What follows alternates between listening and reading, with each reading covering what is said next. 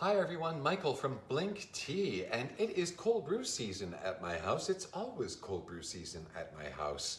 The main difference between cold brew tea and iced tea is that to make iced tea, you steep the leaves hot, and to make cold brew tea, you steep the leaves cold. Steeping the leaves hot for iced tea, what can happen is that the hot water helps to release some of the tannins in the leaves, which can make the iced tea just a little bit bitter. Not bad by any stretch of the imagination, but just a little bit bitter.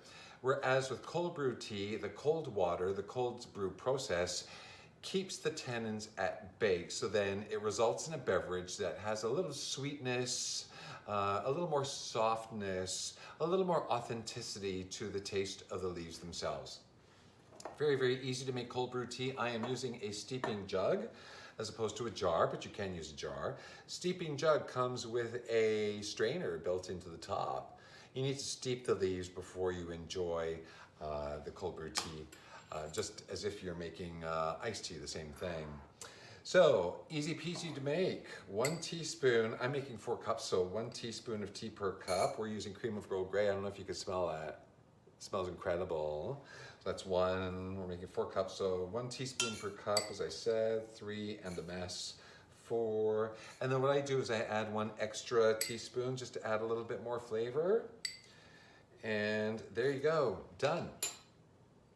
Fill the jar or your steeping jug with lukewarm water. What I do though, which is a little bit different from most people, is that I just let it sit on the countertop for about an hour, just to let the leaves and the water get to know each other a little bit. And then I pop it in the fridge for 4 to 6 hours. Invariably, I leave it in there overnight. I always forget, but it's not a problem. The leaves stop steeping eventually, so it's always going to taste good.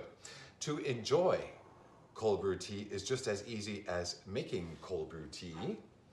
This is what cold brew tea, cold brew cream of Earl Grey at least, looks like. Looks pretty delicious. Earlier today we made Assam, a nice bold Assam cold brew. We made a nice, very delicate organic Sakura rose, which is just so aromatic.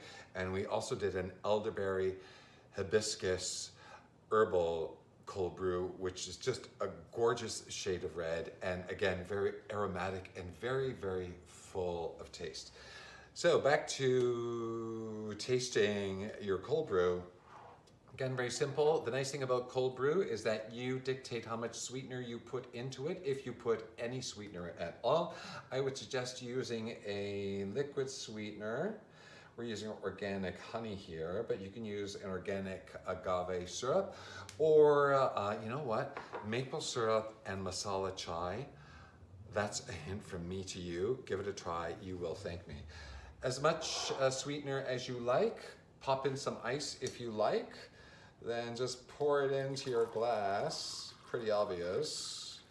You can garnish if you like as well. And then just give it a nice stir and prepare to enjoy. It's really, really lovely. The bergamot and the vanilla from the cream of Earl Grey, it just has almost like a little bit of freshness to it. Again, as I was saying, it's, you know, the cold brew process adds a bit of a softness to the resulting beverage, and that's what it does to the tea. It just gives it that little something something that really sets it apart from an iced tea. Again, not that there's anything wrong with iced tea, but this is just very, very different. We're going to be posting the recipe on the Blink blog at blinktea.com. Give it a try. Let me know what you think. Hope you enjoy, and hope to see you next time. Take care.